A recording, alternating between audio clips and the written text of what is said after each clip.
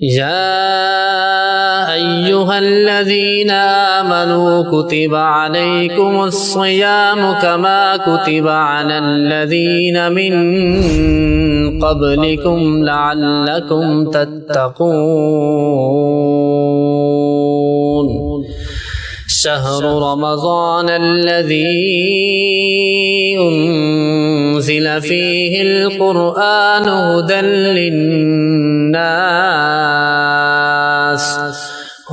للناس وبينات من الهدى والفرقان.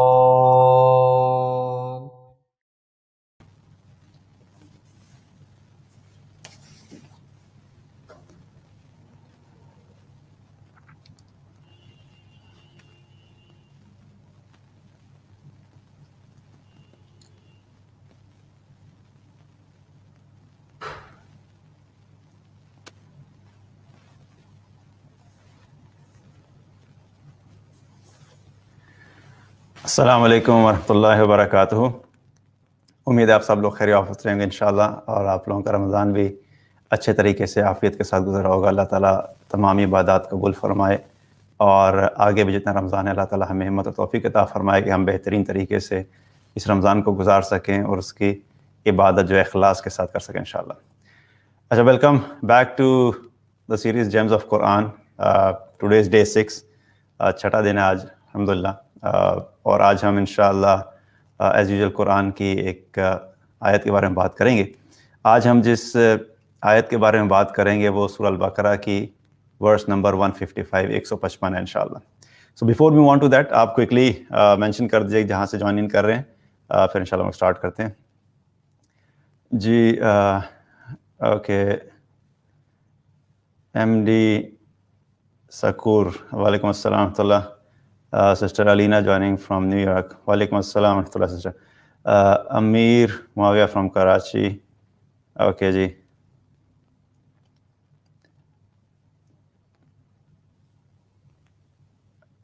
اوکے جی، شیخ طلحہ کیسے ہیں آپ؟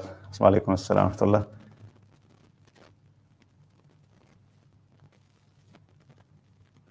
جی سسٹر وحیدہ تبسم، وعلیکم السلام ورحمۃ اللہ.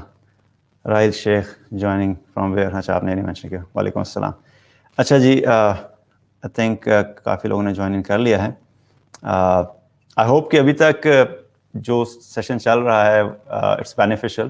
آپ کمنٹس میں ضرور مینشن کر دیجیے گا اگر آپ کو کوئی بھی چیز لگتی ہے کہ جس میں ہمیں فردر امپروو کرنے کی ضرورت ہے. اس کی ٹائمنگ کے اعتبار سے، ٹائمنگ تو خیر جو سٹارٹنگ ٹائمنگ ہے اس کو میرا خیال ہے چینج کرنا اتنا آسان نہیں ہوگا، کیونکہ تراویح کے بعد یہی ایک سوٹیبل ٹائم ہے. لیکن اس کی جو ڈیوریشن ہے اس کے اعتبار سے، اگر ڈیوریشن بھی آپ دیکھیں تو کچھ لیکچرز ہیں جو تھوڑے سے لینتھی تھے، 1 آور تک گئے، لیکن باقی لیکچرز ہیں وہ 40 منٹ 40 منٹس کے قریب رکھیں انشاءاللہ. لیکن اگین ڈپینڈ کرتا ہے کہ کس ٹاپک پہ بات کی جا رہی ہے، اس کے اعتبار سے پھر اس کی ڈیوریشن بھی ہوتی ہے. کیونکہ کچھ ایسی چیزیں ہوتی ہیں کہ جن کو اگر آپ بہت زیادہ اسکویز کرنا چاہیں اور بہت ہی تھوڑی ڈیوریشن میں ایکسپلین کرنا چاہیں تو وہ اس کا حق ادا نہیں ہوتا. تو اس اعتبار سے میری اپنی کوشش یہ ہوتی ہے کہ بجائے اس کے کہ میں 5-10 منٹ سیو کرنے کے چکر میں اس بات کو بہت زیادہ اسکویز کر دوں اور بات کا وہ اثر ختم ہو جائے اور مقصد جو ہے وہ مقصد جو ہے وہ اس طریقے سے ڈیلیور نہیں ہو، تو میں اس کو پھر کوشش یہ کرتا ہوں کہ بات پوری پہنچنی چاہیے. لیکن بہرحال یہ کہ کچھ آیات ایسی ہیں جو کہ اتنی لینتھی نہیں ہوں گی، تو ان کا ٹائمنگ اسی اعتبار سے ہوگا انشاءاللہ. اور ونس اگین جزاکم اللہ خیر for those brothers and sisters جو ریگولرلی جو ہے وہ سمری کر کے اور اس میں کمنٹس میں مینشن کر دیتے ہیں. کل میں نے ریکویسٹ کی تھی کہ یوٹیوب پہ جو مینشن ہوتی ہے سمری، اگر اسی کو فیس بک پہ آپ کاپی پیسٹ کر لیا کریں، ادروائز پھر میں اب ٹیم سے کہہ دوں گا، میں خود کر لیا کروں گا انشاءاللہ، کیونکہ میں یہ چاہتا ہوں کہ وہی میسیج فیس بک کے اوپر بھی چلا جائے اور باقی لوگوں کے لیے بھی وہ بینیفیشل ہو انشاءاللہ. چلیں اسٹارٹ کرتے ہیں انشاءاللہ. الحمدللہ رب العالمین والصلاۃ والسلام علی رسولہ الکریم وعلی آلہ واصحابہ اجمعین، اما بعد. اعوذ باللہ من الشیطان الرجیم، بسم اللہ الرحمن الرحیم. رب اشرح لی صدری ویسر لی امری واحلل عقدۃ من لسانی یفقہوا قولی. آج ہم لوگ سورہ بقرہ کی آیت نمبر 155 155 کے بارے میں بات کریں گے انشاءاللہ. اعوذ باللہ من الشیطان الرجیم، بسم اللہ الرحمن الرحیم. وَلَنَبْلُوَنَّكُمْ بِشَيْءٍ مِّنَ الْخَوْفِ وَالْجُوعِ وَنَقْصٍ مِّنَ الْأَمْوَالِ وَالْأَنفُسِ وَالثَّمَرَاتِ وَبَشِّرِ الصَّابِرِينَ۔ یہ آیت جو ہے اس اعتبار سے مجھے بہت پسند ہے کیونکہ اللہ سبحانہ تعالیٰ نے اس آیت کے اندر ہماری زندگی کے کچھ ایسے حقائق کو ایڈریس کیا ہے جن سے ہم لوگ بھاگتے ہیں، یا ہم ان حقائق کو سمجھنا نہیں چاہتے، دیکھنا نہیں چاہتے، یا کچھ ایسی چیزیں ہماری زندگی میں ہیں جو کہ کسی انسان کو پسند نہیں ہیں لیکن اس کے باوجود ہمیں وہ فیس کرنی پڑتی ہیں۔ اس پہ آنے سے پہلے انشاءاللہ تھوڑی سی بات کر لیتے ہیں۔ اللہ سبحانہ تعالیٰ نے ہمیں جو دنیا میں بھیجا اور زندگی اور موت کا جو نظام بنایا، اس کا ایک مقصد بیان کیا قرآن نے۔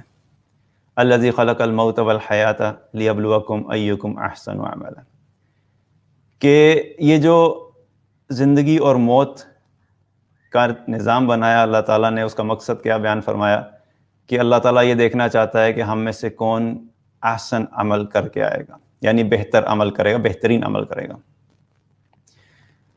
اور اگر دیکھا جائے تو اللہ سبحانہ تعالیٰ نے ہم سے جو اعمال کرنے کا حکم دیا ہمیں، وہ اسی زندگی کے اندر ہے۔ اللہ تعالیٰ نے ایک جو قرآن میں فرمایا افحسبتم انما خلقناکم عبثا وانکم الینا لا ترجعون، تم کیا سمجھتے ہو کہ ہم نے تمہیں یوں ہی بیکار پیدا کیا ہے اور تم واپس میرے پاس نہیں آؤ گے؟ ایحسب الانسان ان یترک سدی، انسان کیا سمجھتا ہے کہ ہم اس کو ایسے ہی چھوڑ دیں گے، جب واپس آئے گا تو اس سے کوئی سوال جواب نہیں ہوگا، حساب نہیں ہوگا۔ تو اللہ سبحانہ تعالیٰ نے یہ جو ہمیں زندگی دی ہے، زندگی شروع ہوتی ہے ہماری اس دنیا میں آتے ہی، اور پھر جب موت آتی ہے تو اس دنیا کی زندگی ہماری ختم ہو جاتی ہے۔ اللہ سبحانہ تعالیٰ ہمارے اس دنیا میں آنے سے پہلے کا جتنا بھی وقت ہے اس کے بارے میں ہم سے کوئی سوال نہیں کرے گا، اور وہ وقت اگر دیکھا جائے تو ہمیں پتہ بھی نہیں، کیونکہ عالم ارواح میں اللہ تعالیٰ نے جب سب روحوں کو اکٹھا کیا وہ بہت عرصہ پہلے کی بات ہے، اور پھر ہر روح اپنے اپنے وقت پہ اللہ سبحانہ تعالیٰ اس دنیا میں بھیجتا ہے اور اس کو ایک جسم عطا کرتا ہے۔ پھر جب اس روح کا اس دنیا سے جانے کا وقت آتا ہے تو اللہ تعالیٰ اس روح کو اس جسم سے نکال لیتا ہے، پیچھے جسم رہ جاتا ہے، اور روح دوبارہ سے اپنے اگلے سفر پہ چلی جاتی ہے۔ اور پھر موت سے لے کے قیامت تک کا جو وقت ہے وہ بھی کوئی پتہ نہیں۔ جو لوگ آج سے کئی ہزار سال پہلے اس دنیا سے چلے گئے وہ عالم برزخ کے اندر ابھی بھی موجود ہیں۔ تو اس دنیا میں آنے سے پہلے کا وقت بھی بہت لمبا، اور پھر اس دنیا سے جانے کے بعد کا وقت بھی اور بہت زیادہ ہے، بہت لمبا عرصہ ہے۔ اور اگر ان دونوں کو دیکھا جائے تو ان کے درمیان میں جو تھوڑا سا وقت ہے ہمارے پاس، 60 سال، 70 سال، 80 سال، وہ بہت ہی معمولی سا، حقیر سا وقت ہے جس میں اللہ سبحانہ تعالیٰ نے ہمیں کہا ہے کہ تمہیں میں دیکھوں گا کہ تم میں سے کون احسن عمل کر کے آتا ہے۔ اب جب ہم اس دنیا کی زندگی میں اپنی زندگی گزار رہے ہوتے ہیں تو ہم میں سے ہر انسان کی زندگی گزارنے کے بارے میں ایک پرسیپشن ہوتی ہے، کچھ آئیڈیا ہوتا ہے، کچھ کانسیپٹ ہوتا ہے لائف گزارنے کا، اور بیسک فنڈامنٹل جو ہے وہ ہر ایک کا سیم ہوتا ہے۔ ہر انسان یہ چاہتا ہے کہ بہت اعلیٰ زندگی گزارے، اچھی زندگی گزارے، اس میں امن ہو، سکون ہو، خوشیاں ہو، راحت ہو، اطمینان ہو، لوگ مجھ سے اچھے طریقے سے ملیں، لوگوں کے ساتھ تعلقات اچھے ہوں، میری جاب اچھی ہونی چاہیے، میرا بزنس اچھا ہونا چاہیے، اگر شادی ہوئی ہے تو لائف پارٹنر اچھا ہونا چاہیے، اگر اولاد ہے تو اولاد نیک ہونی چاہیے۔ تو ہر انسان کی یہ خواہش ہوتی ہے۔ تو ایک طرف ہماری خواہشات ہیں، ہماری امیدیں ہیں، ہماری پلاننگ ہے، ہماری اسٹریٹجی ہے، اور دوسری طرف اللہ سبحانہ تعالیٰ ہمیں اس آیت میں اس دنیا کی حقیقت کے بارے میں بتا رہا ہے کہ ہمیں اس دنیا میں کن کن سچویشن سے گزرنا ہوگا اور ان کو فیس کرنا ہوگا۔ اللہ سبحانہ تعالیٰ کیا فرما رہے ہیں؟ وَلَنَبْلُوَنَّكُمْ بِشَيْءٍ مِّنَ الْخَوْفِ، ہم ضرور تمہیں آزمائیں گے، کس کس چیز سے؟ خوف سے، اور پھر اس کے بعد فرمایا بھوک سے یعنی فاقہ سے، مال کے نقصان سے، جان کے نقصان سے، پھلوں کے نقصان سے، اور پھر اللہ تعالیٰ نے کیا فرمایا وَبَشِّرِ الصَّابِرِينَ، اور صبر کرنے والوں کو خوشخبری سنا دیجیے۔ ایک طرف ہمارا لائف کا کانسیپٹ، جس میں ہم ساری چیزیں بہت اعلیٰ چاہتے ہیں، اور دوسری طرف اللہ سبحانہ تعالیٰ کی طرف سے اس آیت میں پتہ لگ رہا ہے کہ تم اپنی زندگی گزارو گے، تم پہ لازمی آزمائشیں آئیں گی، وَلَنَبْلُوَنَّكُمْ، ہم لازمی آزمائیں گے. ایسا نہیں ہے کہ اللہ تعالیٰ یہ کہہ رہے کہ ہو سکتا ہے کہ ہم تمہیں آزمائیں، این ممکن ہے کہ ہم تمہیں آزمائیں، بلکہ اللہ تعالیٰ کیا فرما رہا ہے کہ ہم لازمی تمہیں آزمائیں گے. یہ ایسے ہی ہے کہ جب کوئی انسان بزنس شروع کرنا چاہتا ہے یا کسی بزنس کو دیکھ کے وہ پلان کرتا ہے کہ میں نے بزنس سٹارٹ کرنا ہے، تو اس کے ذہن میں بزنس کی ایک پرسیپشن ہوتی ہے.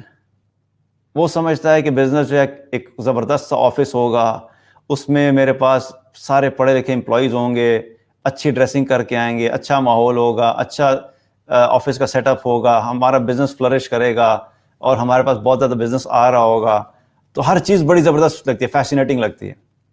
لیکن جو انسان بزنس شروع کرنے کے لیے اس میں اسٹیپ ان کرتا ہے تو پھر اس کو کچھ ایسی ریالٹیز نظر آتے ہیں، ایسے چیلنجز نظر آتے ہیں جو اس نے سٹارٹ کرنے سے پہلے جن کے بارے میں سوچا بھی نہیں ہوتا، اور اگر سوچا بھی ہوتا ہے، پلان بھی کیا ہوتا ہے، تو پھر بھی جب اس کو فیس کرنے پڑتے ہیں تو اس وقت سچویشن بالکل ڈفرینٹ ہوتی ہے. اسی طریقے سے ہماری زندگی کا بھی معاملہ ہے. ایک طرف ہماری زندگی کے بارے میں ہماری پرسیپشن ہے کہ ہماری زندگی ایک آئیڈیل لائف ہونی چاہیے، اور دوسری طرف اللہ سبحانہ تعالیٰ نے کہہ دیا کہ ہم تمہیں ہر حال میں لازمی طور پہ آزمائیں گے، ان سب چیزوں میں، ان سب سچویشنز میں ڈال کے. اور کس چیز سے اللہ آزمائے گا؟ سب سے پہلی چیز جس کا ذکر اللہ تعالیٰ نے کیا وہ کیا ہے؟ خوف. ہر انسان کی زندگی میں مختلف طرح کے خوف ہوتے ہیں. کچھ لوگوں کی زندگی میں یہ خوف ہوتا ہے اگر سیکیورٹی کی سچویشن بہتر نہیں ہے، جنگ کا خطرہ ہے، تو کیا خوف ہوتا ہے کہ دشمن کا حملہ نہ ہو جائے. اگر کسی ایسے علاقے میں رہ رہے ہیں جہاں پہ چوریاں زیادہ ہوتی ہیں تو یہ خوف ہوتا ہے کہ ہمارے گھر میں چور نہ آ جائے. اگر جاب چل رہی ہے اور حالات خراب ہو گئے تو یہ خوف ہوتا ہے کہ جاب نہ چلی جائے. اگر مال ہے اور گھر میں رکھا ہوا ہے تو یہ خوف ہوتا ہے کہ کوئی مال نہ لے کے چلا جائے. تو مختلف طرح کے خوف ہوتے ہیں. کچھ لوگوں کو فیوچر کا خوف ہوتا ہے، پتہ نہیں آگے آنے والا وقت کیا ہوگا. اور تو بہت سارے خوف ہیں ہماری زندگی میں. کچھ کی زندگی میں بیگم کا خوف ہوتا ہے. اب یہ وہ خوف ہے جس کا کسی کو اس کو علاج نہیں ہے. اس کا علاج صرف ایک ہی، اگر کوئی اس خوف سے گزر ہے تو اس کے پاس صرف ایک ہی علاج ہے کہ سب سے پہلے آپ نے بالکل گھبرانا نہیں ہے. تو اس کے علاوہ اس کا کوئی علاج نہیں ہے. تو مختلف طرح کے خوف ہماری زندگی میں ہوتے ہیں. تو اللہ سبحانہ تعالیٰ یہاں پہ کیا فرما رہے ہیں کہ سب سے پہلے جس کا ذکر کیا وہ کیا ہے کہ ہم تمہیں لازمی آزمائیں گے خوف سے. اب کچھ خوف لائف کے ایسے ہوتے ہیں جو کہ ایکسٹرنل انوائرمنٹ ہوتے ہیں، ایکسٹرنل فیکٹرز ہوتے ہیں جو ہمارے بس میں نہیں ہوتے. مثال کے طور پہ اگر کوئی شخص ہے کہ جنگ کا خوف ہے تو اس کے بارے میں آپ کیا کر سکتے ہیں؟ کچھ بھی نہیں کر سکتے. کوئی بھی جو ہے کنٹری دوسرے کنٹری پہ اگر اٹیک کرے گا تو وہ ہم سے پوچھ کے تھوڑا ہی کرے گا، جو ہونا ہے وہ ہونا ہے. اسی طرح سے اگر دیکھا جائے اکانومی کولیپس ہونے کا ڈر ہے، یہ بھی ایک خوف ہوتا ہے لوگوں کو. ڈالر اوپر چلا گیا، ایکسچینج ریٹ چینج ہو گیا، بزنس پہ امپیکٹ آئے گا، لیکن آپ کچھ کر سکتے ہیں؟ نہیں کر سکتے. کچھ لوگ اس سے خوف زدہ ہوتے ہیں کہ مہنگائی ہو جائے گی تو کیا ہوگا، وہ بھی ایک خوف ہے. لیکن مہنگائی اگر ہوگی تو کیا آپ سے پوچھ کے ہوگی؟ نہیں ہوگی. کیا آپ کنٹرول کر سکتے ہیں؟ نہیں کر سکتے. تو زندگی میں یاد رکھیں کہ بہت ساری ایسی چیزیں ہوتی ہیں جو ہمارے کنٹرول کی نہیں ہوتی، ہمارے بس میں نہیں ہوتی. اور لائف گزارنے کے لیے ایک پرنسپل بڑا امپورٹنٹ ہے ہمارے لیے سمجھنا ہے کہ ہم کئی دفعہ ایسا کرنے کی کوشش کرتے ہیں کہ ہم اپنی زندگی میں ہر چیز کو اپنے پریسائز کنٹرول میں رکھنے کی کوشش کرتے ہیں کہ ہر چیز میری لائف میں ایگزیکٹلی ویسی ہونی چاہیے جیسی میں چاہتا ہوں یا چاہتی ہوں. اب جو لوگ اس مائنڈ سیٹ کے ساتھ لائف گزارتے ہیں اور پھر اب ان کی ایکسپیکٹیشنز پوری ہوتی نہیں کیونکہ ہو ہی نہیں سکتی. دنیا میں اللہ نے جو لائف دی ہے، یہ دنیا بنائی ہے، یہ پرفیکشن کی جگہ نہیں ہے. یہاں پہ ہم ایک پرفیکٹ آئیڈیل لائف گزار نہیں سکتے چاہے ہم جتنی مرضی کوشش کریں. البتہ یہ ضرور ہے کہ ہماری زندگی کے جو خوف یا سٹریس کی چیزیں ہوتی ہیں ان کو ہم ختم تو نہیں کر سکتے، لیکن ان کو ہینڈل کیسے کرنا ہے، ان کو مینیج کیسے کرنا ہے، یہ چیز کی جا سکتی ہے. اسی لیے اگر آپ دیکھیں سٹریس کے بارے میں جب بھی بات کی جاتی ہے تو سٹریس ایلیمینیٹ نہیں ہو سکتا لائف سے کہ کوئی ایسی چیز بتائیں جی ہماری زندگی میں سٹریس ہو نہیں. جہاں پر بھی آپ کو ورک شاپس ملیں گی، ٹریننگز ملیں گی، وہ سٹریس مینجمنٹ کی ملتی ہیں. یعنی سٹریس تو ہوگا but how to manage your stress. آپ اپنے اسٹریس کو کیسے مینیج کریں گے, ہینڈل کیسے کریں گے, آپ کو وہ سکھایا جا سکتا ہے, بتایا جا سکتا ہے, لیکن یہ نہیں ہو سکتا کہ آپ کی زندگی میں اسٹریس آئے نہیں. تو اسی طریقے سے خوف کا معاملہ ہے کہ خوف کسی نہ کسی چیز کا لائف میں کبھی نہ کبھی ٹائم پہ آتا رہتا ہے, لیکن اصل بات کیا ہے کہ اس خوف میں ہمیں کرنا کیا ہے, وہ پھر آخر میں اللہ تعالیٰ نے ایک بات بتائی. تو پہلی بات یہاں پہ ہمیں یہ سمجھنے کی ہے کہ خوف کو ایلیمینیٹ نہیں کیا جا سکتا, لیکن اننیسیسری خوف ہمیں اپنی زندگی میں خود سے بھی نہیں لے کے آنے چاہیے. جو چیزیں ایکسٹرنل انوائرمنٹ ہیں, جو ہمارے کنٹرول کی نہیں ہے, تو جو آپ چیز کنٹرول نہیں کر سکتے اس کے بارے میں اپنی لائف میں زیادہ سوچا بھی مت کریں, کیونکہ آپ کے سوچنے کی وجہ سے حالات تبدیل نہیں ہوں گے. ہاں, کچھ اگر آپ پریکٹیکلی ایفرٹ کر کے اس کو چینج کر سکتے تو وہ ضرور کریں, لیکن صرف بیٹھ کے خوف زدہ ہو کے اور چیزوں کے بارے میں سوچ کے خوف زدہ ہونا, اس سے کوئی فرق نہیں پڑے گا. دوسری چیز یہ کہ وہ فیکٹرز ہیں لائف میں جو آپ کے کنٹرول میں ہیں, جو چیزیں آپ کر سکتے ہیں, جو ایکشنز آپ لے سکتے ہیں. تو جب آپ ان کو کنٹرول کر سکتے ہیں اور ایکشنز لے سکتے ہیں تو پھر اس میں بھی خوف زدہ ہونے کی ضرورت نہیں ہے, کیونکہ جب آپ کو پتہ ہے کہ ایک پرابلم ہے اور اس کا سولوشن بھی آپ کے پاس ہے تو پھر اس کے بارے میں بھی خوف زدہ ہونے کی کیا ضرورت ہے. تو جو فیکٹرز آپ کی زندگی میں خوف لے کر آ لیکن آپ ان کو کنٹرول نہیں کر سکتے, ان کے بارے میں ٹینشن لینے کی ضرورت نہیں. اور جو فیکٹرز آپ کے لائف میں آپ کے کنٹرول میں, آپ ان کو ایڈریس کر کے خوف کو ایڈریس کر سکتے ہیں تو تب بھی ٹینشن لینے کی ضرورت نہیں. So at the end of the day دونوں صورتوں میں ایک انسان کو اپنی زندگی میں خوف کی ٹینشن لینے کی ضرورت نہیں ہے, اور انسان اگر اپنی زندگی میں تھوڑا اس چیز کو سمجھ لے تو ایک زندگی کے اندر جو ہے اس آزمائش کو یا اس سچویشن کو اچھے طریقے سے ہینڈل کر سکتا ہے. اور یہ جو خوف کی سچویشن ہے, ایسا نہیں ہے کہ صرف ہم لوگ ہی اس آزمائش سے گزریں گے, صحابہ بھی گزرے. رسول اللہ صلی اللہ علیہ وسلم کے دور میں آپ صلی اللہ علیہ وسلم کی سچویشن بھی ایسی ہوئی, جب غزوہ خندق کا موقع تھا تو یہ خبر پہنچی کہ دشمن جو ہے وہ 10,000 کی فوج لے کر مدینہ پہ حملہ کرنے لگے. تو جب یہ خبر پہنچی تو بہت سے لوگوں کی ایک دم سے کیا تھا, ایک خوف کی کیفیت ہو گئی کہ پتہ نہیں اب کیا ہوگا, کیونکہ مدینہ کے اندر بچے موجود ہیں, خواتین موجود ہیں, تو ایک کنسرننگ سچویشن بن گئی تھی. اور آپ صلی اللہ علیہ وسلم بھی اس چیز کے بارے میں کنسرن تھے, آپ کو بھی تھوڑا سا اس چیز کی فکر لگ گئی, اور آپ صلی اللہ علیہ وسلم اس وجہ سے سو بھی نہیں سکتے تھے. اور ایک مرتبہ ایسا ہوا کہ پھر آپ صلی اللہ علیہ وسلم نے فرمایا کہ کاش کہ کوئی آج رات میرا پہرا دے تاکہ میں سو سکوں. اتنے میں سعد بن ابی وقاص رضی اللہ عنہ وہاں سے گزرے اور آئے اور آ کے کہنے لگے, اللہ کے رسول صلی اللہ علیہ وسلم آج رات میں آپ کا پہرا دوں گا. تو آپ صلی اللہ علیہ وسلم کا پہرا جو ہے وہ رات کو سعد بن ابی وقاص رضی اللہ عنہ نے دیا, اور صحابہ میں بھی یہ کنسرن تھا اس وقت. تو ایک سچویشن تھی, ظاہری بات ہے جو کنسرننگ سچویشن تھی تو اس کا افیکٹ انسان کی لائف پہ آتا ہے, اور صحابہ کے دور میں بھی یہ ہوا. دوسری چیز جس کا ذکر اللہ تعالیٰ نے کیا وہ کس چیز سے آزمائیں گے, وہ ہے بھوک یا فاقہ. یہ بھی وہ چیز ہے جو کہ ہم اپنی زندگیوں میں, ویسے تو اگر دیکھا جائے تو ہمیں یہ سننے کے بعد سب سے پہلے اللہ کا شکر ادا کرنا چاہیے کہ ہم میں سے شاید جتنے بھی سننے والے ہوں گے, میرا نہیں خیال کہ کوئی ایک بھی ایسا ہوگا کہ جس کے پاس 2 وقت کا کھانا کھانے کے لیے نہیں ہو. اگر آپ اس وقت انٹرنیٹ کے اوپر ہیں تو اس کا مطلب ہے کہ انشاءاللہ آپ کے پاس اتنے پیسے ضرور ہیں کہ آپ اپنے 2 وقت کی روٹی چلا لیتے ہیں, کھانا کھا لیتے ہیں. تو آج کے دور میں اگر دیکھا جائے تو کم سے کم درجے میں بھی کوئی ایسا شخص اگر نہیں ہوگا کہ جس کے پاس 2 وقت کا کھانا نہیں ہو. لیکن صحابہ کی زندگی میں ایسا وقت آیا, رسول اللہ صلی اللہ علیہ وسلم کی اپنی لائف میں ایسا وقت گزرا. غزوہ خندق کے موقع کے اوپر جب خندق کھودی جا رہی تھی تو آپ صلی اللہ علیہ وسلم کے پاس حضرت ابو طلحہ رضی اللہ عنہ آئے اور آ کر اپنا کپڑا اٹھایا اور دکھایا کہ پیٹ کے اوپر پتھر باندھا ہوا ہے بھوک کی وجہ سے. تو آپ صلی اللہ علیہ وسلم نے پوچھا کہ اے ابو طلحہ یہ کیا ہے؟ تو کہنے لگے کہ اللہ کے رسول بڑی شدید بھوک لگی ہوئی تھی, برداشت نہیں ہو رہی تھی, تو میں نے پیٹ پہ پتھر باندھ دیا تاکہ اس سے تھوڑا سا مجھے سکون پہنچے. تو آپ صلی اللہ علیہ وسلم نے اپنا کپڑا اٹھا کے دکھایا تو آپ نے 2 پتھر باندھے ہوئے تھے. اب ایک طرف خندق کھودی جا رہی ہے اور آپ سوچئے کہ اتنا بھی مال نہیں ہے کہ صحابہ جو ہیں وہ اور آپ صلی اللہ علیہ وسلم جو ہیں وہ روٹی کھا سکیں جس سے پیٹ بھر کے کھانا کھایا جا سکے. تو بھوک کا عالم ہے, اللہ نے آزمایا. اسی طریقے سے ایک مرتبہ رسول اللہ صلی اللہ علیہ وسلم گھر سے باہر نکلے تو کیا دیکھتے ہیں کہ ابو بکر اور عمر رضی اللہ عنہم باہر موجود ہیں. تو آپ صلی اللہ علیہ وسلم نے ان سے پوچھا کہ اے ابو بکر اور عمر، تم لوگ باہر کیا کر رہے ہو اس وقت؟ تو انہوں نے عرض کی کہ اللہ کے رسول صلی اللہ علیہ وسلم، ہمیں بڑی شدید بھوک لگی ہوئی تھی اور اس بھوک نے اتنا بے چین کیا کہ ہم سے گھر میں بیٹھا نہیں جاتا، ہم باہر آ گئے. تو آپ صلی اللہ علیہ وسلم نے فرمایا کہ یہ معاملہ تو میرے ساتھ بھی ہے، مجھے بھی بھوک ہی کی وجہ سے، میں بھی بھوک کی وجہ سے باہر آیا ہوں.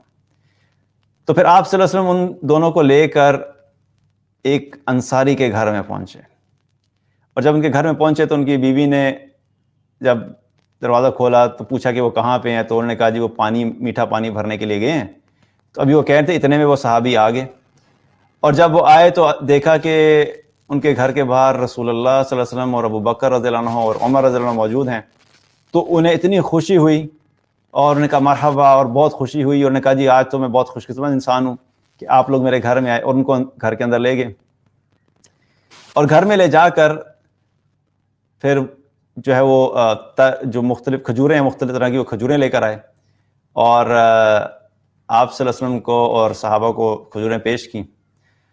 اور اس کے بعد پھر چھری اٹھائی اور جا کے بکری ذبح کرنے کے لیے کہ کھانے کے لیے ایک بکری ذبح کی جائے. تو آپ صلی اللہ علیہ وسلم نے کہا کہ اچھا دیکھو، بکری جو ذبح کرو گے وہ ایسی بکری مت ذبح کرنا جو دودھ دینے والی ہو، کیونکہ دودھ دینے والی بکری جو ہے وہ ظاہر فائدہ مند ہوتی تھی اس وقت. ویسے ہی حالات ایسے تھے کہ لوگوں کے پاس کھانے پینے کا اتنا آسائشیں نہیں تھیں.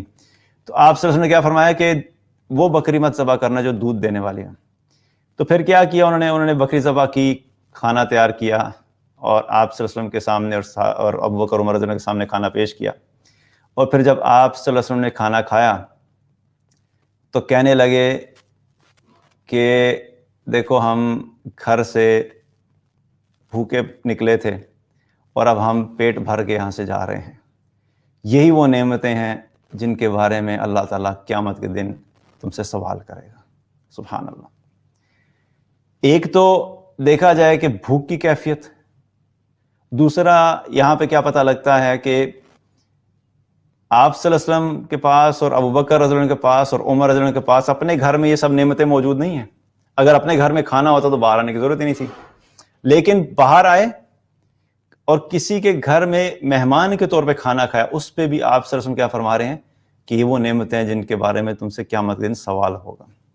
تو ہمیں اپنا ذرا جائزہ لینا چاہیے کہ ہمارے ریفریجریٹرز کے اندر اور ڈیپ فریزرز کے اندر 2 ہفتے کا گوشت پڑا ہوا ہوتا ہے، اس کے باوجود ٹینشن ہوتی ہے کہ پتہ نہیں پورا ہوگا کہ نہیں ہوگا. تو اس قسم کی ہم لیوش لائف گزار رہے ہوتے ہیں، لیکن اس کے باوجود کیا ہے کہ ہمیں احساس بھی نہیں ہوتا کہ قیامت والے دن ہم سب سے ان چیزوں کا سوال ہوگا. اسی طریقے سے ابو ہریرہ رضی اللہ عنہ کا بھی یہی عالم ہوتا تھا کہ اکثر مدینہ کی گلیوں میں وہ گر جاتے تھے، انہیں غش پڑتا تھا اور ان پہ غشی طاری ہو جاتی تھی. اور وہ خود فرماتے ہیں کہ میں مدینہ کی گلیوں میں گر جاتا تھا اور لوگ آ کے میرے پاس سے گزرتے تھے اور سمجھتے تھے کہ میں کوئی مجنون ہوں، لیکن اللہ کی قسم میں مجنون نہیں تھا، بلکہ میری وہ حالت بھوک کی وجہ سے ہو جاتی تھی. اور پھر فرمایا کرتے تھے کہ میں نے اصحاب صفا کو دیکھا ہے، ان میں سے 70 آدمی میں نے ایسے دیکھے کہ جن کے پاس اپنا جسم چھپانے کے لیے 2 کپڑے بھی نہیں تھے. ان کے پاس ایک کپڑا تھا جس سے وہ اوپر کا جسم چھپاتے تھے تو نیچے سے جسم جو ہے وہ ظاہر ہونا شروع ہو جاتا تھا، اگر نیچے کا جسم چھپاتے تھے تو اوپر سے جسم ظاہر ہونا شروع ہو جاتا تھا. اور پھر فرماتے تھے کہ کئی دفعہ ایسا ہوا کہ اصحاب صفا جو ہیں وہ نماز پڑھتے پڑھتے نماز کے دوران جو ہے بھوک کی وجہ سے بے ہوش ہو کے گر جاتے تھے. تو اللہ سبحانہ تعالیٰ نے صحابہ کو اس مشکل وقت سے گزارا، اور اس سے ہمیں کیا پتہ لگتا ہے کہ ان کو اگر اس وقت سے گزارا گیا، جو کہ انبیاء علیہ السلام کے بعد تمام انسانوں میں سب سے افضل انسان تھے، ان کو بھی اللہ نے آزمایا، تو عین ممکن ہے کہ اللہ سبحانہ تعالیٰ ہمیں بھی اسی سے آزمائے. اللہ تعالیٰ ہم سب کو اپنے حفظ و امان میں رکھے. اللہ تعالیٰ سے کبھی آزمائش مانگنی نہیں چاہیے، لیکن مقصد بتانے کا یہ ہے کہ ایک تو ہمیں اپنی زندگی کی ایکسپیکٹیشن درست کرنے کی ضرورت ہے کہ ہو سکتا ہے کہ اللہ تعالیٰ اس چیز سے بھی آزمائے. اور کئی دفعہ ہوتا ہے کہ لائف میں انسان کی ایسی سچویشن آ بھی جاتی ہے کہ وقتی طور پہ تھوڑا ٹائم ایسا آیا، کرنچ ٹائم آیا، فائنینشیل جو ہے وہ سچویشن اچھی نہیں رہی، لیکن اس کے باوجود بھی دیکھا جائے تو الحمدللہ ہم میں سے اکثر کی زندگیاں ایسی ہیں کہ ہمیں کبھی یہ سچویشن نہیں فیس کرنی پڑتی کہ کھانے کے لیے کچھ نہیں ہو. تو یہ اللہ کی طرف سے آزمائش ہے. اللہ نے کہا کہ ہم ضرور آزمائیں گے. اور اسی طریقے سے پھر دیکھا جائے تو اگلی جو چیز اللہ تعالیٰ نے فرمائی وہ کیا ہے کہ ہم مال کے نقصان سے آزمائیں گے. یہ وہ چیز ہے جو کہ میرے خیال میں لائف میں ہر انسان کسی نہ کسی سٹیج پہ کسی نہ کسی فارم میں ضرور فیس کرتا ہے. مال ہمارے رزق کا ایک حصہ ہے. اللہ تعالیٰ نے قرآن میں فرمایا اولم یعلموا ان اللہ یبسط الرزق لمن یشاء ویقدر، کیا یہ جانتے نہیں ہیں کہ اللہ ہی ہے جس کا چاہتا ہے رزق بڑھا دیتا ہے، جس کا چاہتا ہے رزق کم کر دیتا ہے. اور مال ہمارے رزق کا ایک حصہ ہے. لیکن جب بھی کبھی رزق کا لفظ آتا ہے تو ہمارے ذہن میں ایک کانسیپٹ ہوتا ہے کہ اس کا مطلب صرف مال ہے. جب ہم کہتے ہیں نا کہ دعا کریں جی اللہ تعالیٰ میرے رزق میں برکت دے، تو دعا کہلانے والے کا مقصد یہ ہوتا ہے کہ اللہ میرے مال میں برکت دے، کیونکہ ہماری زندگی میں کانسیپٹ رزق کا کیا ہے کہ صرف مال. لیکن مال ہمارا رزق کا صرف ایک حصہ ہے. رزق میں ہر وہ چیز شامل ہے جو ہمیں زندگی گزارنے کے لیے ہماری ضرورت ہے. ہمارا مال بھی ہمارا رزق ہے، اللہ نے جو پانی پینے کے لیے دیا وہ بھی رزق ہے، کھانا ہمارا رزق ہے، جو گھر اللہ نے دیا وہ رزق ہے، جو سواری اللہ نے دیا وہ رزق ہے، جو اللہ تعالیٰ نے سکلز دی ہیں وہ بھی ہمارا رزق ہے. تو یہ سب چیزیں مل کے جو ہے وہ رزق بنتی ہیں.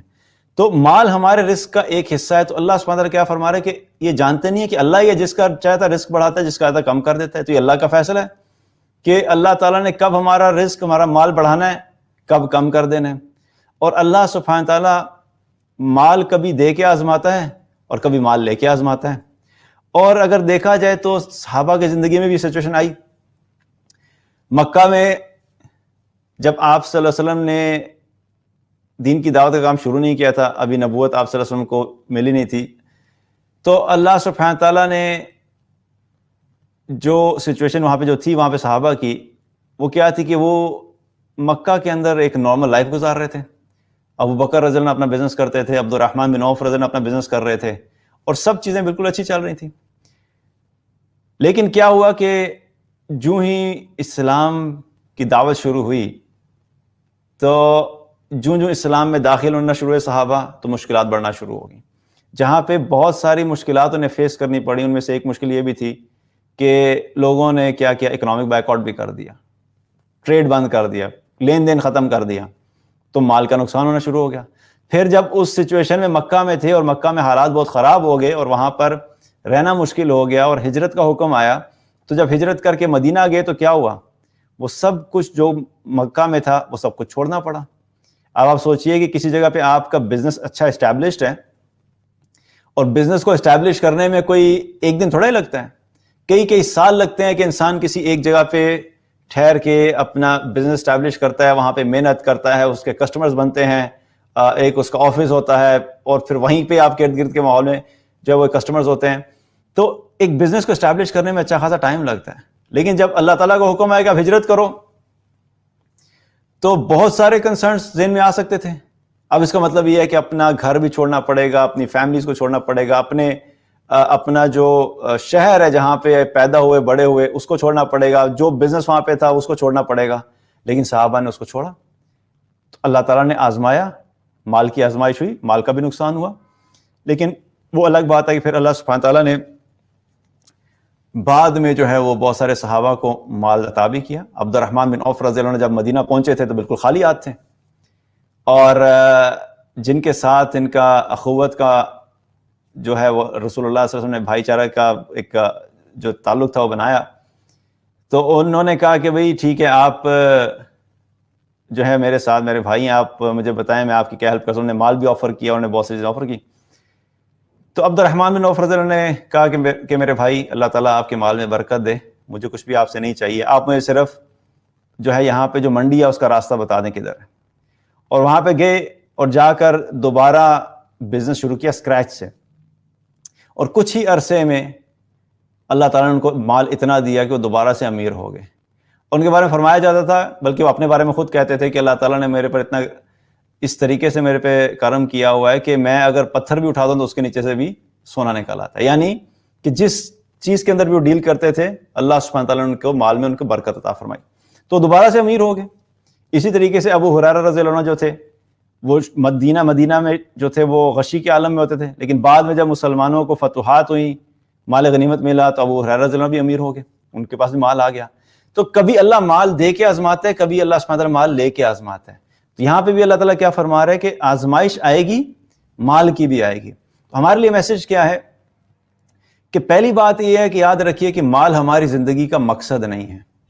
اس کی محبت میں اتنا اندھا مت ہو جائیں کہ اگر یہ ذرا سا کم ہو جائے تو آپ کی زندگی آپ کو لگے ختم ہوگی، کیونکہ بہت سے لوگ ایسے ہیں جو کہ مال سے اتنی محبت کرتے ہیں کہ ان کو یوں محسوس ہوتا ہے کہ ان کی زندگی کا مقصد صرف مال ہے۔ صبح دوپہر شام ہر وقت وہ اسی کیلکولیشن میں لگے رہتے ہیں، آج کتنا بڑھ گیا اور کتنا بڑھ گیا۔ اور آپ کو پتہ ہے کہ کتنے ایسے کیسز ہیں جو کہ ارب پتی ہیں اور ان کو خود بھی نہیں پتا ہوگا کہ ان کے کون کون سے اکاؤنٹس اور کہاں پہ اکاؤنٹس اور کتنا کتنا پیسہ پڑا ہوا ہے، لیکن اس کے باوجود ان کے اندر مال کی ہوس ایسے ہے کہ جیسے وہ اس دنیا سے جائیں گے ہی نہیں۔ تو مال کمانا منع نہیں ہے، مال کمائیے، حلال طریقے سے کمائیے، لیکن اس کے اندر اپنی ایکسپیکٹیشن رکھیے کہ جس اللہ نے مجھے آج مال دیا ہے وہ اللہ اس مال کو لے بھی سکتا ہے۔ اور ایک اور چیز بڑی امپورٹنٹ ہے اپنی لائف میں کہ جب ہم اپنی زندگی کی ایکسپیکٹیشنز کو کریکٹ رکھتے ہیں کہ نہیں یہ مال میرا ہمیشہ کے لیے نہیں ہے، کبھی جا بھی سکتا ہے کبھی بڑھ بھی سکتا ہے، تو جب آپ سائیکولوجیکلی اور مینٹلی کسی چیز کے لیے پریپیئرڈ ہوتے ہیں اور پھر وہ آپ کی زندگی میں ہوتی ہے تو آپ کو اتنا مشکل نہیں لگتا۔ لیکن جب آپ اپنی زندگی میں کسی چیز کو ایکسیپٹ کرنے کے لیے تیار ہی نہیں ہیں اور آپ مینٹلی پریپیئرڈ ہی نہیں ہیں، تو پھر جب وہ چیز ہوتی ہے تو اس وقت کیا ہوتا ہے، انسان کو بڑا زبردست جھٹکا لگتا ہے، اور کتنے ہی لوگ ایسے ہیں جو پھر ان کو ہارٹ اٹیک بھی ہو جاتے ہیں اور وہ اپنی زندگی اپنی جان سے بھی ہاتھ دھو بیٹھتے ہیں۔ کیوں؟ کیونکہ انہوں نے اپنی زندگی میں ایک فالس امپریشن بنا کے رکھا ہوا تھا کہ مجھے جب بس مال ملا ہے یہ میرے پاس ہمیشہ ایسا ہی رہے گا اور کبھی ایسا ہو ہی نہیں سکتا کہ میرے پاس سے مال چلا جائے۔ لیکن جو شخص اپنی لائف ایسے گزار رہا ہے کہ اس کے پاس مال ہے لیکن اس بار بار اپنے آپ کو ریمائنڈ کراتا رہتا ہے کہ نہیں یہ اللہ کی دین ہے، جس اللہ نے مجھے مال دیا ہے وہ لے بھی سکتا ہے۔ سو ود ان ہمسیلف جب وہ اندر سے اس چیز کے لیے تیار ہوتا ہے، اور یہ میں یہ نہیں کہہ رہا کہ اس کے لیے امید رکھیں یا اس کے لیے دعا کریں، اللہ سے دعا ہمیشہ خیر کی کرنی چاہیے، برکت کی مانگنی چاہیے، لیکن انسان کو ذہنی طور پہ تیار ہونا چاہیے کہ جس اللہ نے یہ مال دیا ہے وہ اللہ واپس لے کے آزما بھی سکتا ہے۔ تو جب انسان پریپیئرڈ ہوتا ہے تو کیا ہے کہ اس کے لیے پھر اس سچویشن ہینڈل کرنا آسان ہوتا ہے۔ تو یہاں پہ بھی اللہ تعالیٰ نے کیا فرمایا کہ ہم اس چیز سے بھی آزمائیں گے کہ تمہارے مال میں نقصان دے کے بھی تمہیں آزمائیں گے۔ چوتھی چیز کیا ہے؟ جان کے نقصان سے۔ اور یہ بھی وہ چیز ہے جو کہ اللہ سبحانہ تعالیٰ نے صحابہ کو اس سچویشن سے گزارا۔ غزوہ احد کے اندر بہت سارے جلیل القدر صحابہ جو ہیں وہ شہید ہوئے۔ آپ صلی اللہ علیہ وسلم کے اپنے چچا حضرت حمزہ رضی اللہ عنہ وہ شہید ہوئے اور ان کی شہادت پہ آپ صلی اللہ علیہ وسلم بہت روئے۔ اسی طریقے سے جب غزوہ احد ختم ہوا تھا اور آپ صلی اللہ علیہ وسلم اس میدان میں دیکھ رہے تھے تو دیکھا کہ مصعب بن عمیر رضی اللہ عنہ جو ہے ان کو نظر آئے۔ جب آپ صلی اللہ علیہ وسلم مصعب بن عمیر رضی اللہ عنہ کے پاس پہنچے تو ان کو دیکھ کے بھی آپ صلی اللہ علیہ وسلم بہت روئے۔ اسی طریقے سے حنظلہ رضی اللہ عنہ، ان کی ایک دن پہلے شادی ہوئی تھی اور شادی ہوئی اور شادی کے بعد صبح اٹھے تھے، ابھی غسل بھی نہیں کیا تھا کہ پتہ لگا کہ مسلمانوں کو جو ہے وہ شکست ہو رہی ہے۔ اسی حالت میں وہاں پہنچے اور وہ شہید ہو گئے۔ تو اللہ سبحانہ تعالیٰ نے جان کے نقصان سے بھی آزمایا۔ تو یہاں پر بھی ہمارے لیے کیا پیغام ہے کہ ہم میں سے ہر انسان اس دنیا میں جب آتا ہے تو اس دنیا میں آنے کے بعد ہمارے کچھ ریلیشن شپ بنتے ہیں ہماری فیملی کے اندر، اور فیملی کو پورا ایک ٹری بنتا ہے۔ جب انسان اگر شادی شدہ ہو جاتا ہے، اس کی اولاد ہو جاتی ہے، تو پھر ایک طرف اس کے والدین ہوتے ہیں، اس کے بہن بھائی ہوتے ہیں، شوہر کے لیے بیوی ہوتی ہے، بیوی کے لیے شوہر ہوتا ہے، پھر اولاد ہوتی ہے۔ تو اتنی محبت ہوتی ہے ہمیں اپنے قریبی لوگوں کے ساتھ کہ انسان ذہنی طور پہ اس چیز کو سوچ بھی نہیں سکتا کہ ان میں سے کوئی ایک بھی ایسا ہوگا جس سے میں کبھی الگ ہوں گا۔ لیکن اچانک کیا ہوتا ہے کہ اللہ سبحانہ تعالیٰ ہمارے کسی قریبی جاننے والے کو واپس بلا لیتا ہے۔ اللہ کی امانت ہے، اللہ واپس بلا لیتا ہے جب وقت پورا ہو جاتا ہے۔ تو اس وقت بھی اگر چونکہ ہم نے کبھی سوچا ہی نہیں ہوتا کہ یہ بھی ہو سکتا ہے کہ ہم الگ ہو سکتے ہیں، اور ہم ایک دوسرے سے جدا ہو سکتے ہیں. تو جب اللہ تعالیٰ واپس بلاتا ہے تو پھر کیا ہوتا ہے؟ انسان کے لیے اس چیز کو ہینڈل کرنا بڑا مشکل ہوتا ہے. اور یہ میرے خیال میں یہ سب سے بڑا صدمہ ہوتا ہے کہ جب انسان کا کوئی قریبی جاننے والا چلا جائے. مال کا چلے جانا اس میں بھی تھوڑا بہت غم ہوتا ہے، جاب چلی جائے گی دوسری مل جائے گی، بزنس اگر ٹھیک نہیں چل رہا دوبارہ ٹھیک ہو جائے گا. لیکن اگر بہت قریبی جاننے والا چلا گیا تو اس کی کوئی ریپلیسمنٹ نہیں ہوتی، کوئی الٹرنیٹ نہیں ہوتا. اور خاص طور پہ اس کے ساتھ اتنے سالوں کا تعلق ہوتا ہے کہ انسان کے لیے بڑا مشکل ہو جاتا ہے. لیکن اللہ تعالیٰ کیا فرما رہا ہے کہ ہم نے تمہیں ضرور آزمانا ہے، اور ہم آزمائیں گے کبھی جانوں کے نقصان سے بھی. تو کبھی ایسا بھی ہو سکتا ہے کہ اللہ سبحانہ تعالیٰ ایسی سچویشن میں ڈال دے کہ جو کہ اللہ سبحانہ تعالیٰ ہمیں آزمائے. تو یہ آزمائش بھی اللہ کی طرف سے آنی ہے. اسی طریقے سے پھر فرمایا پھلوں کے نقصان سے. اور پھلوں کے نقصان سے مراد کیا ہے کہ جو بھی ہمارا ایگریکلچر ہے اور جو لوگ خاص طور پہ ایگریکلچر کی فیلڈ سے ہوتے ہیں ان کے لیے ان کی جو ہے وہ ساری ارننگ اور سورس آف ارننگ جو ہے وہ یہی ہوتی ہے. اور ویسے بھی دیکھا جائے تو جو سوسائٹی ہوتی ہے یا کوئی بھی علاقہ ہوتا ہے یا کوئی بھی ملک ہوتا ہے اس میں پیسہ جو ہے یا مال جو ہے وہ اٹ سیلف کوئی ویلیو نہیں رکھتا. اصل چیز وہ ہوتی ہے کہ اس مال سے آپ کیا کیا خرید سکتے ہیں. آپ تھوڑی دیر کے لیے امیجن کیجئے کہ آپ کسی ایسے علاقے میں پہنچے کہ اس علاقے میں آپ کو ہر جگہ پہ سونا پڑا ہوا ملا، لیکن وہ علاقہ بالکل چاروں طرف سے بند ہے اور اس علاقے کے اندر سوائے سونے کے اور کچھ بھی نہیں ہے، گولڈ جو ہے. اب آپ اس گولڈ کو اٹھاتے ہیں، آپ کو بھوک لگتی ہے، آپ کیا کریں گے؟ گولڈ کھائیں گے؟ نہیں کھا سکتے. آپ کو پیاس لگتی ہے، پانی نہیں ہے وہاں پہ، آپ یہ کہتے ہیں اچھا میں یہ گولڈ اٹھاتا ہوں، میں کسی کو دینے کے لیے تیار ہوں کہ مجھ سے کوئی گولڈ لے لے اور اس کے بدلے میں مجھے کھانا دے دے. لیکن وہاں پہ کھانا ہے ہی نہیں، نہ کوئی فصل ہے، نہ کوئی ایسی چیز ہے ہی نہیں وہاں پہ. تو وہ سارا گولڈ جو ہے اس کی کیا ویلیو ہوگی آپ کے سامنے؟ زیرو ویلیو ہوگی، کیونکہ آپ اس گولڈ سے کچھ کر ہی نہیں سکتے.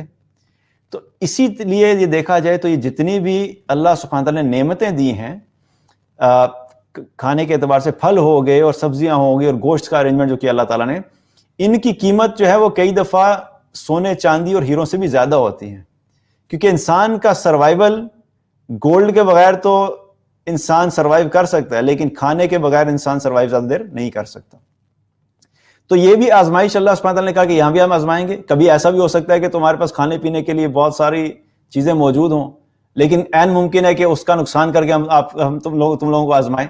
اور یہ آزمائش بھی آئی. عمر رضی اللہ عنہ کے دور میں 18ویں ہجری میں جو ہے وہ قحط پڑا، اور اس قحط کی وجہ سے اتنے برے حالات ہو گئے کہ وہاں پہ کھانے پینے کی اشیاء کی اتنی شارٹیج ہوئی کہ کھانے پینے کی اشیاء نہیں ملتی تھیں. یہاں تک کہ جانوروں کو کھلانے کے لیے چیزیں نہیں ملتی تھی، جانور جو تھے وہ مرنا شروع ہو گئے. اور عمر رضی اللہ عنہ ظاہر اس کے بارے میں کافی کنسرن تھے، کافی کوشش کی. ایک دن کیا ہوا کہ عمر رضی اللہ عنہ اسی قحط کے دوران جو ہے وہ کھانے کے لیے بیٹھے تو ان کے سامنے کھانا رکھا گیا، گھی اور روٹی کی ایک چورا بنا کے ان کے سامنے رکھا گیا. تو عمر رضی اللہ عنہ نے کیا کیا کہ کسی بدو کو بلا لیا، اپنے ساتھ بٹھا لیا کھانے کے لیے. کیونکہ وہاں پہ یہ کلچر تھا کہ اکیلے کھانا جو ہے اس چیز کو اتنا اچھا نہیں سمجھا جاتا تھا. تو جب بھی کوئی شخص کھاتا تھا تو اپنے ارد گرد کوئی بھی نظر آئے گا اس کو بلا لے گا ساتھ بٹھا کے کھانا کھانے کے لیے. تو کیا کیا کہ اس بدو کو بلا لیا کھانے کے لیے، بیٹھ گیا وہ بدو.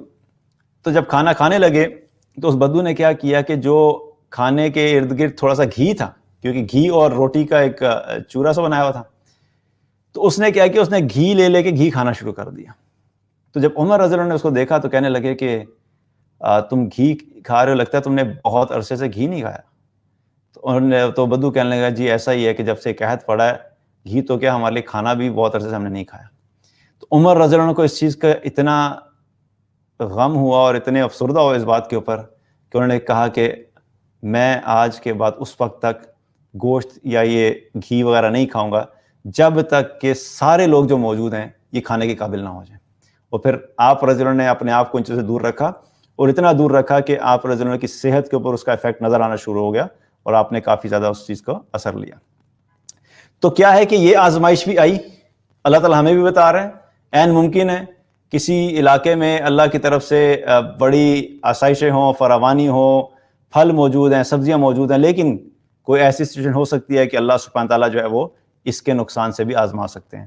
اور یہ بھی ممکن ہے کہ کوئی بھی شخص جو ہے وہ بڑی اچھی کھیت جو ہے وہ اس کے جو کھیت ہیں وہ بہت اچھے اعلیٰ قسم کے ہیں، لیکن کوئی ایسی بیماری آ جائے، پچھلے دنوں کیا ہوا تھا بہت ساری جگہوں کے اوپر ٹڈیوں کا جو حملہ ہوا تو بہت سارے کھیت تباہ ہوئے، تو اللہ سبحانہ تعالیٰ کسی بھی طریقے سے ان نقصانوں کو دے کے کیا کہتا ہے کہ میں ضرور آزماؤں گا۔ اور پھر جب یہ سارے نقصان جن کا اللہ نے ذکر کیا،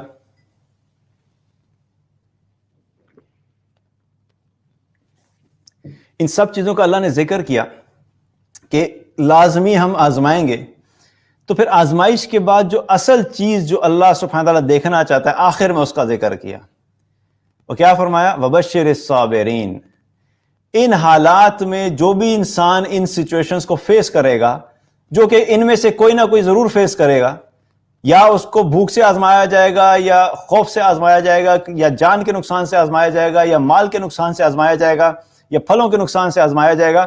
اب جب آزمائش آئے گی تو آنے کے بعد لوگوں کے مختلف رویے ہوں گے، ریاکشنز ہوں گے، کچھ ہوں گے جو ہڑبڑا جائیں گے، پینک کر جائیں گے اور بلیم دینا شروع کر دیں گے، رونا دھونا شروع کر دیں گے، چیخنا چلانا شروع کر دیں گے، اور لمبی چوڑی ایک بلیم کرنے کی لسٹ ان کے پاس ہوگی، چونکہ یہ فلاں نے یہ کیا، فلاں نے یہ کیا، فلاں نے یہ کیا۔ تو کیا ہے، ایک تو یہ کیٹیگری ہے لوگوں کی، اور دوسری کیٹیگری لوگوں کی کیا ہے کہ جب بھی وہ آزمائش آئی ان کو پتا تھا کہ میرے اللہ نے مجھے آزمانا ہے، اور فوراً وہ ایک دم سے الرٹ ہو گئے کہ اچھا ٹھیک ہے، یہ اللہ کی طرف سے آزمائش ہے، اور اس آزمائش پہ کیا کیا؟ انہوں نے صبر کیا۔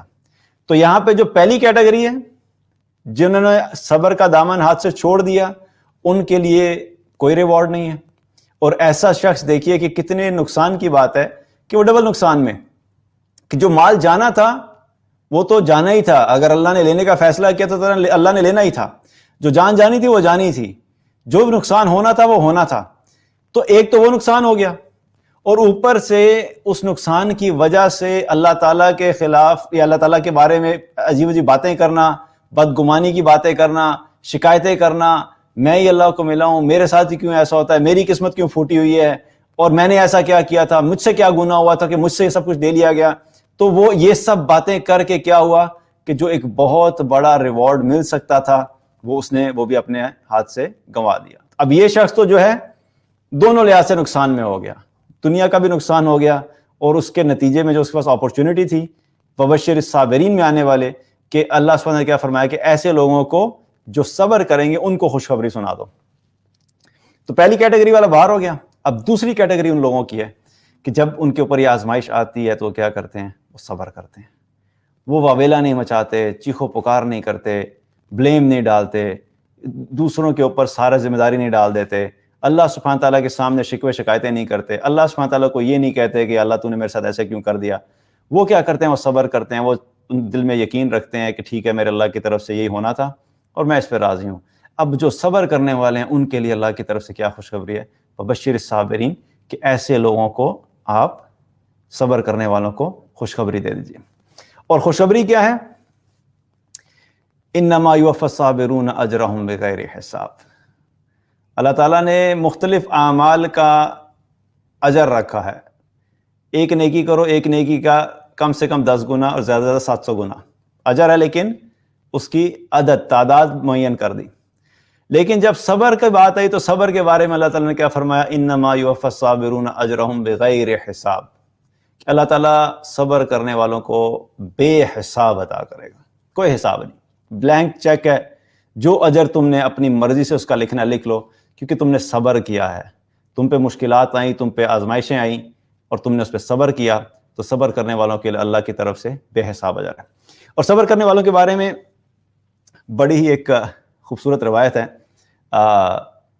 علی بن حسین رضی اللہ عنہ سے مروی ہے، فرماتے ہیں کہ قیامت والے دن ایک اعلان کرنے والا اعلان کرے گا اور کہے گا کہ بھئی صبر کرنے والے کدھر ہیں، صابرون کدھر ہیں، وہ ذرا ادھر آ جائیں۔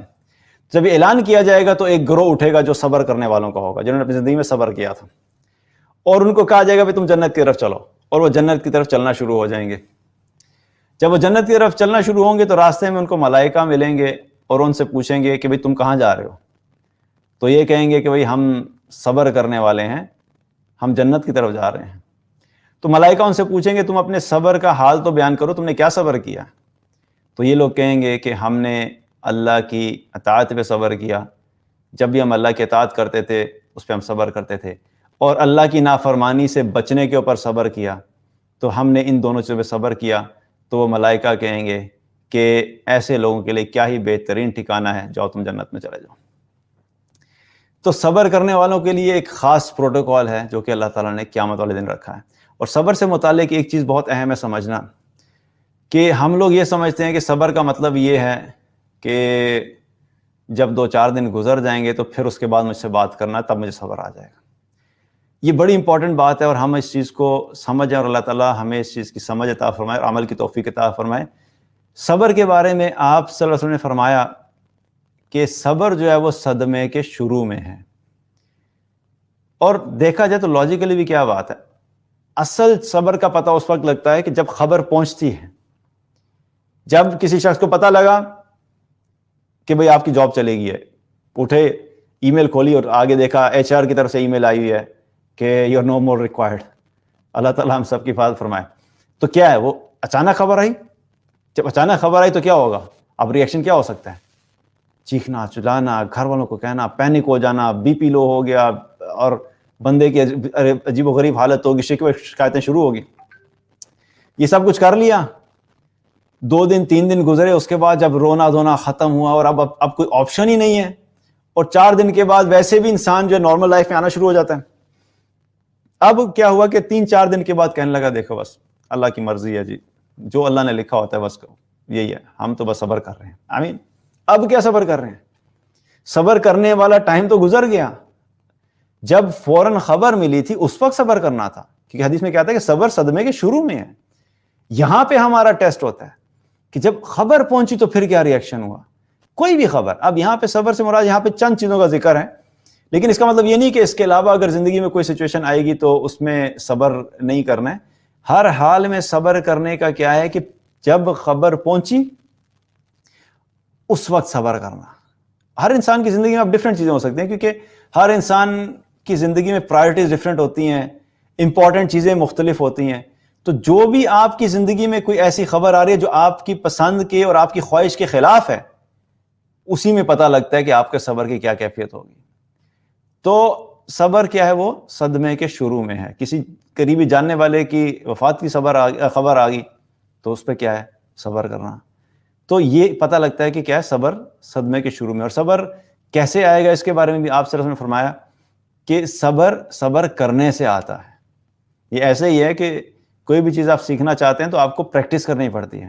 آپ کرکٹ کھیلنا چاہتے ہیں اور آپ کو پتہ ہی نہیں ہے کہ کرکٹ کیسے کھیلتے ہیں، تو ایسا نہیں ہوگا کہ آپ رات کو سوئیں گے اور صبح اٹھیں گے تو آپ جو ہے وہ ایکسپرٹ جو ہے وہ بیٹسمین بن جائیں گے۔ آپ اگر چاہتے ہیں کہ آپ اچھی بیٹنگ کرنے والے ہوں تو آپ کو کیا کرنا پڑے گا، آپ اٹھیں گے، آپ بیٹ پکڑنا سیکھیں گے کہ بیٹ کو پکڑنا کیسا ہے۔